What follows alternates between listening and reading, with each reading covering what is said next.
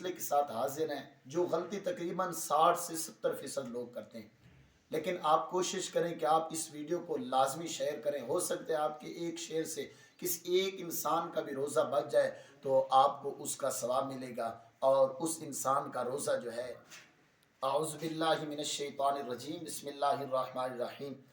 السلام علیکم ورحمۃ اللہ وبرکاتہ۔ دوستو، میں ہوں محمد فرحان اور آپ دیکھ رہے ہیں میرا یوٹیوب چینل فرحان ڈیروی۔ تو آج کی ایک نئی ویڈیو کے ساتھ حاضر ہیں، ایک اہم مسئلہ لے کے آئے ہیں۔ ہم نے کہا رمضان المبارک کے بابرکت ایام کے ساتھ اپنے ویورز کو، اپنے چاہنے والوں کو، اپنے دوستوں کو کچھ مسائل سے بھی آگاہ کرتے جائیں۔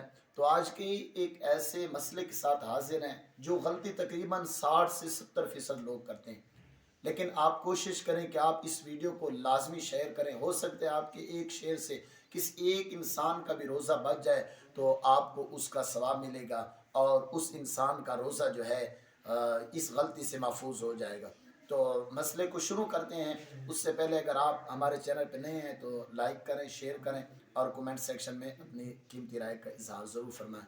دوستو، مسئلہ یہ ہے کہ اکثر لوگ صبح کی سحری کے وقت ایک کام کرتے ہیں، ایک غلطی کرتے ہیں کہ جب سحری کا وقت ختم ہو جاتا ہے تو وہ کھاتے پیتے رہتے ہیں، پانی پی لیتے ہیں، کھاتے پیتے رہتے ہیں۔ تو اس سے مطلب کہ یہ ہوتا ہے کہ جب اذان کا وقت ہوتا ہے تو وہ اذان فجر کے لیے دی جاتی ہے، نہ کہ سحری کے لیے دی جاتی ہے۔ تو جب سحری کا ٹائم ختم ہو جائے تو آپ روزہ بند کر دیا کریں، کیونکہ ایسا ہوتا ہے کہ سحری کا وقت جیسے ہی ختم ہوتا ہے تو اعلان ہو جاتا ہے، اس کے 3 منٹ بعد اذان دی جاتی ہے۔ وہ اذان نماز کے لیے دی جاتی ہے، نہ کہ روزہ بند کرنے کے لیے۔ اگر آپ اذان کا انتظار کریں گے تو پھر اس سے آپ کا روزہ نہیں ہوگا، آپ خالی بھوک اور پیاس کاٹ رہے ہیں۔ تو کوشش کریں کہ اس غلطی سے خود بھی بچیں اور دوست احباب کو بھی اس سے لازمی آگاہ کریں۔